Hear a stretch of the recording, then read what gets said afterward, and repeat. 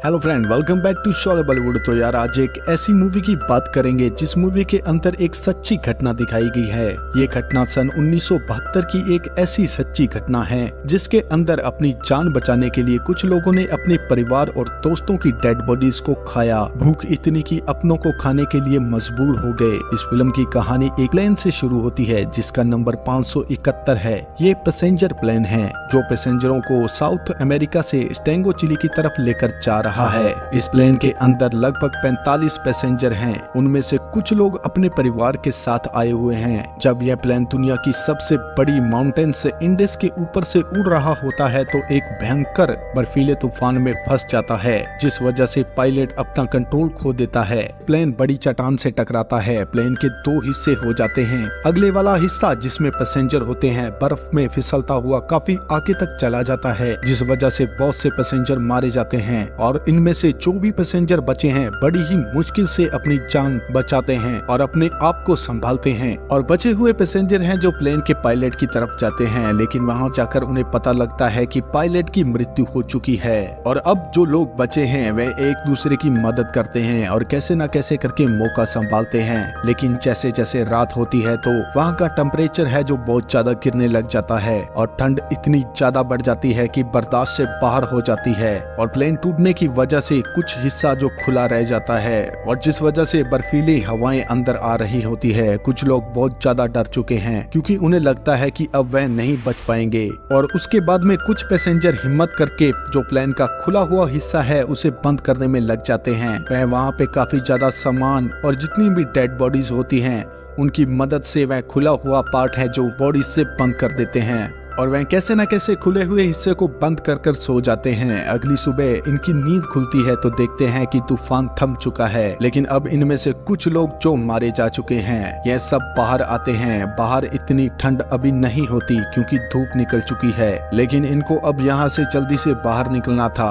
क्योंकि इस जगह पर वह ज्यादा सरवाइव नहीं कर सकते थे। अब इनके पास खाने के लिए जितना भी सामान होता है उसे इकट्ठा करते हैं, जिसके बाद सबको खाने के लिए कुछ न कुछ दिया जाता है। अब इनको पता है कि हमारा जो प्लेन क्रैश हुआ है इसकी खबर गवर्नमेंट तक पहुंच चुकी होगी और जल्द ही इनके लिए कोई मदद भेजेंगे, इसलिए वह सब यहाँ मदद की इंतजार करते हैं। साथ ही जिस जगह इनका प्लेन क्रैश हुआ है वह एक ऐसी जगह है जो चारों तरफ से चट्टानों से घिरी हुई है, जिस वजह से इनका निकलना वहाँ से इतना आसान नहीं था। तभी इनको आसमान में एक प्लेन दिखता है जिसे देखकर ये बहुत ज्यादा खुश हो जाते हैं क्योंकि इन्हें लगता है कि जो हमें ढूंढने आ रहे थे वह अभी यहाँ आ चुके हैं, इसलिए वह जोर जोर से चिल्लाते हैं। लेकिन प्लेन इनके ऊपर से निकल जाता है क्योंकि जो प्लेन इन्हें ढूंढने के लिए आया था वह इन्हें नहीं देख पाता क्योंकि वहाँ पर इतनी ज्यादा बर्फ और पहाड़ हैं कि ये दिखाई नहीं देते और वह प्लेन इनसे कुछ दूर भी होता है। हालांकि सब चिल्लाकर उनकी तरफ इशारा करते हैं, लेकिन प्लेन इनकी आंखों से वहाँ से निकल जाता है। अब इन्हें यहीं पर किसी न किसी तरह से सरवाइव करना होगा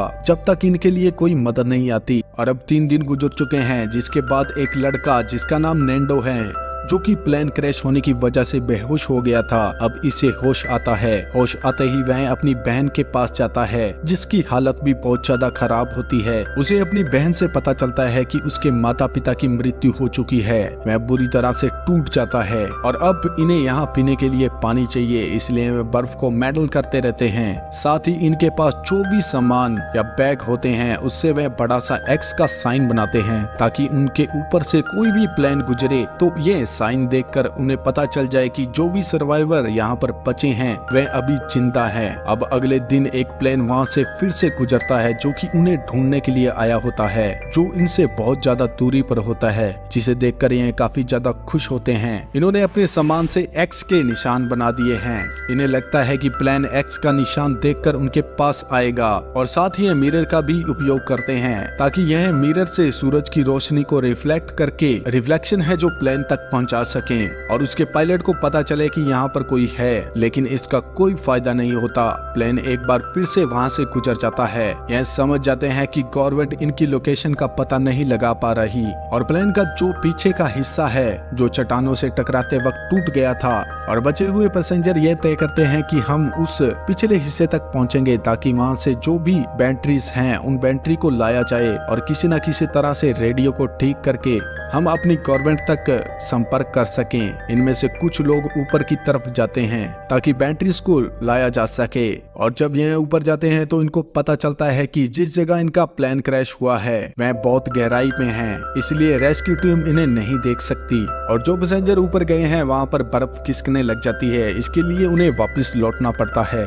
और इसी तरह से 7 दिन बीत जाते हैं। धीरे धीरे इनका खाना भी खत्म हो रहा है, ना तो इनके पास कोई पेड़ पौधे हैं और ना ही कोई जानवर, इसलिए अब इन्हें खाने के लिए कुछ ना कुछ इंतजाम करना होगा। वह पत्थरों से जमा हुआ कुछ खाना खाने की कोशिश करते हैं, लेकिन वह इतना बेस्वाद होता है कि वह उन्हें नहीं खा पाते। अब एक दिन एक लड़का कहता है कि मुझे अपने आप को बचाने के लिए अपने साथियों की जो भी डेड बॉडीज हैं उनको खाना पड़ेगा, और मैं ऐसा ही करूंगा। इस बात से कुछ लोग तो सहमत हो जाते हैं, लेकिन कुछ लोग कहते हैं कि यह मानवता के खिलाफ है, हमें ऐसा नहीं करना चाहिए। और अब जैसे जैसे दिन बीतते हैं वैसे वैसे इनकी भूख बहुत ही ज्यादा बढ़ती जाती है। भूख इतनी बढ़ जाती है कि ये अपने जूते की लेसेस भी खाना शुरू कर देते हैं। 3 हफ्ते बीत जाने के बाद सबकी हिम्मत टूट जाती है। निंडो की बहन, जिसकी हालत बहुत खराब थी, अब उसकी भी मृत्यु हो चुकी है। निंडो ने अब इस प्लेन क्रैश में अपने माता पिता और बहन सभी को खो दिया है, और अब इन्हें अपने आप को बचाने के लिए कुछ न कुछ करना होगा। इसलिए इनके पास जो भी डेड बॉडीज होती हैं उनको ये खाना शुरू कर देते हैं और इसी से काम चलाते हैं। कुछ दिनों के बाद बर्फ में दबा हुआ इन्हें एक बैग मिलता है, और जब ये इसे खोलते हैं तो अंदर उसके एक रेडियो होता है, और अब ये रेडियो को ऑन करते हैं। रेडियो को ऑन करने से पता चलता है कि यहाँ पर नेटवर्क नहीं आ रहा, इसलिए ये नेटवर्क लाने के लिए एक एंटीना बनाते हैं। उस एंटीना की मदद से सिग्नल आ जाते हैं, और अब सारे पैसेंजर हैं जो न्यूज सुनते हैं। न्यूज के द्वारा इन्हें पता चलता है कि गवर्नमेंट इन्हें ढूंढने के लिए लगभग 8 बार टीमें भेज चुकी हैं, लेकिन उन्हें कोई भी रेस्क्यू टीम ढूंढ नहीं पाई। इसके लिए गवर्नमेंट ने अब इन्हें ढूंढना बंद कर दिया है, क्योंकि अब गवर्नमेंट को लगता है कि प्लेन क्रैश में जितने भी व्यक्ति थे वह वहां पर मारे गए। और ये सुनने के बाद सभी हताश हो जाते हैं और काफी निराश हो जाते हैं, और अब इन्हें लगता है कि हमें अपनी जान बचाने के लिए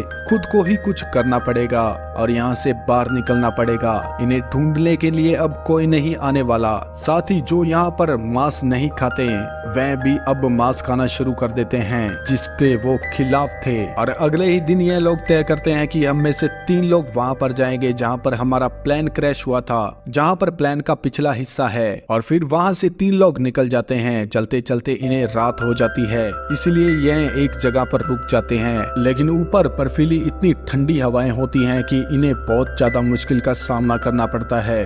अगली सुबह मजबूर होकर इन तीनों लोगों को फिर से वापस आना पड़ता है। ये बताते हैं कि यहाँ से निकलना इतना आसान नहीं है, ऊपर बर्फीली हवाएं हैं जो कि ठंड से हमें निचोड़ कर रख देंगी। रात को ये सब प्लेन में होते हैं, तभी इनके प्लेन के अंदर बहुत सारी बर्फ आ जाती है। बहुत सारे लोग प्लेन के अंदर बर्फ में दब जाते हैं। अपने साथियों को निकालने के लिए प्लेन के अंदर बर्फ में एक लेडी की मृत्यु भी हो जाती है। अब इससे पहले कि अपने आप को संभाल पाते उन्हें अजीब सी आवाजें आती हैं, और इन्हें ये समझ आता है कि बर्फ का तूफान है जो इनकी तरफ आ चुका है, और जल्द ही बर्फ इन्हें अपने लपेटे में ले लेती है।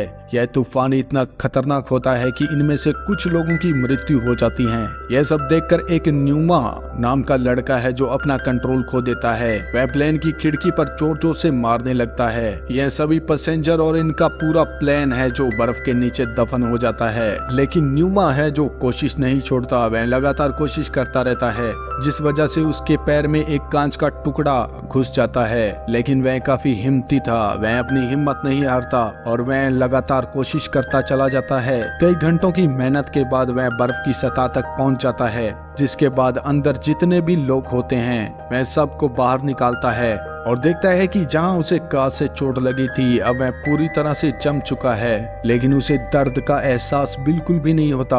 अब सभी लोग प्लेन की चारों तरफ से बर्फ हटाना शुरू कर देते हैं और धीरे धीरे वह अपने प्लेन को बाहर निकाल लेते हैं। तभी इनके एक साथी की हालत बहुत ज्यादा खराब हो जाती है। हालांकि यह उन्हें बचाने की काफी ज्यादा कोशिश करते हैं, उन्हें CPR भी देते हैं, लेकिन जिसका कोई फायदा नहीं होता और उस साथी की मौत हो जाती है। उसकी जेब में एक लेटर मिलता है जिसपे उसने अपने घर वालों के लिए कुछ लिखा हुआ होता है। इन्हें पता है कि अगर अपनी जान बचानी है तो इन्हें यहाँ से निकलना होगा।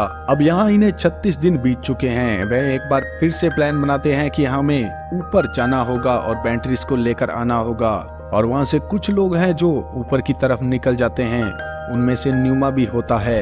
लेकिन कुछ ही दूर जाने के बाद में उनके साथियों को पता चलता है कि न्यूमा का पैर है जो पूरी तरह से जख्मी है और उसकी हालत काफी खराब होती है। इसलिए वह तय करते हैं कि न्यूमा को हम नीचे लेकर जाएंगे, लेकिन न्यूमा साफ मना कर देता है और वह उन्हें कहता है कि तुम आगे बढ़ो, मैं अपने आप वापस चला जाऊंगा। अब न्यूमा के साथी हैं जो आगे बढ़ जाते हैं। कई घंटों के सफर तय करने के बाद उस जगह पर पहुंचते हैं जहां पर उनका प्लेन क्रैश हुआ था और जो चट्टान से टकराने की वजह से पूरी तरह से टूट गया था। अब उसे यह देखकर काफी ज्यादा खुश हो जाते हैं और अब यह देखते हैं कि प्लेन के अंदर बहुत सारे कपड़े और खाने का सामान भी है और वह बैटरी भी है जिसकी तलाश के लिए वह आए थे। और वह रेडियो को ऑन करने की कोशिश करते हैं, लेकिन रेडियो ऑन नहीं होता क्योंकि वह बर्फ की वजह से पूरी तरह से खराब हो चुका है। तो इसका इन्हें कोई फायदा नहीं होता क्योंकि रेडियो पूरी तरह से खराब हो चुका है। न्यूमा की हालत है जो बहुत ज्यादा खराब हो चुकी है, इसीलिए वह खाना बंद कर देता है क्योंकि उसे पता चलता है कि वो अब नहीं बच पाएगा, इसलिए वह खाना वेस्ट नहीं करता। साथ ही इन्हें प्लेन के पिछले हिस्से में बहुत सारे वाटरप्रूफ कपड़े मिलते हैं जिससे यह अपने लिए एक स्लीपिंग बैग बनाते हैं। और अब यहाँ छोटे रेडियो से वह न्यूज सुनते रहते हैं और न्यूज से उन्हें पता चलता है कि एक बार फिर से रेस्क्यू टीम भेजी जा रही है और ये आखिरी बार है जब उन्हें कोई रेस्क्यू टीम ढूंढने आ रही है। इन्हें अब यहाँ पे 98 दिन बीत चुके हैं। साथ ही न्यूमा की हालत बहुत ज्यादा खराब हो चुकी है। वह अपनी जिंदगी की आखिरी सांसें ले रहा है। मरने से पहले वह अपने साथियों से कहता है कि मेरे मरने के बाद तुम मुझे खा लेना। और न्यूमा कहता है कि अगर इसी तरह से हम में से एक भी इंसान बाकी बचा तो हमारी कुर्बानी है जो व्यर्थ नहीं जाएगी। इसके बाद न्यूमा की मौत हो जाती है। न्यूमा के इन आखिरी शब्दों से सबको काफी हिम्मत मिलती है और अब इनमें से 2 लोग तय करते हैं कि हम यहाँ से बाहर निकलने की कोशिश करेंगे।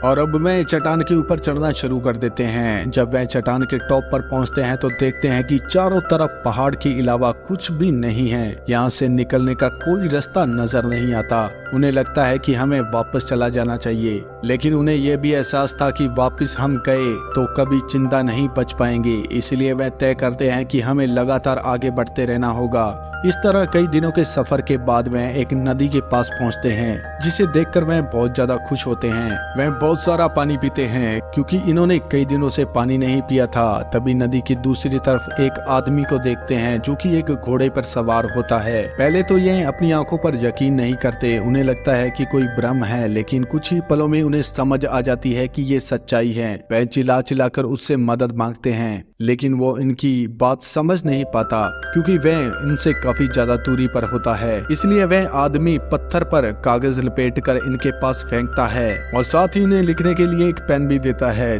जिसके बाद ये दोनों साथी अपनी पूरी दास्तान लिखकर उसके पास फेंकते हैं। और वह आदमी लौटकर लेटर है जो गवर्नमेंट और एयरफोर्स तक पहुंचाता है, जिससे वह एक बार फिर से सक्रिय हो जाता है और वह इन दोनों को अपने घर पर लेकर जाता है, जहां पे यह कई दिनों के बाद भरपेट खाना खाते हैं। साथ ही इनके साथी जो अभी बर्फ में फंसे हुए हैं और वह रेडियो सुन लेते हैं कि रेस्क्यू टीम आ रही है और इसलिए वह काफी ज्यादा खुश हो जाते हैं और अपने घर जाने की वापसी की तैयारी करते हैं। और यहाँ पर वह अपने सामान के साथ कुछ यादें समेटनी शुरू कर देते हैं ताकि हम इस पल को हमेशा के लिए याद रखें। जल्दी इनके पास एक हेलीकॉप्टर आ जाता है जो कि इन्हें बचाकर वहां से निकालकर शहर लेकर जाता है।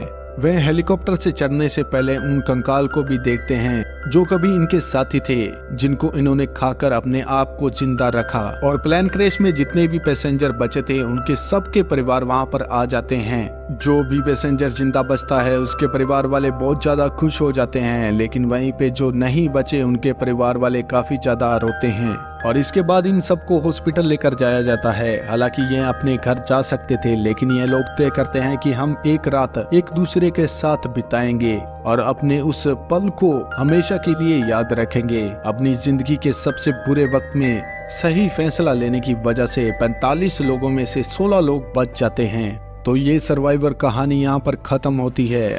आपको ये कहानी कैसी लगी कमेंट बॉक्स में जरूर लिखेगा। तो मिलते हैं फिर अगली वीडियो में, तब तक के लिए जय हिंद जय भारत।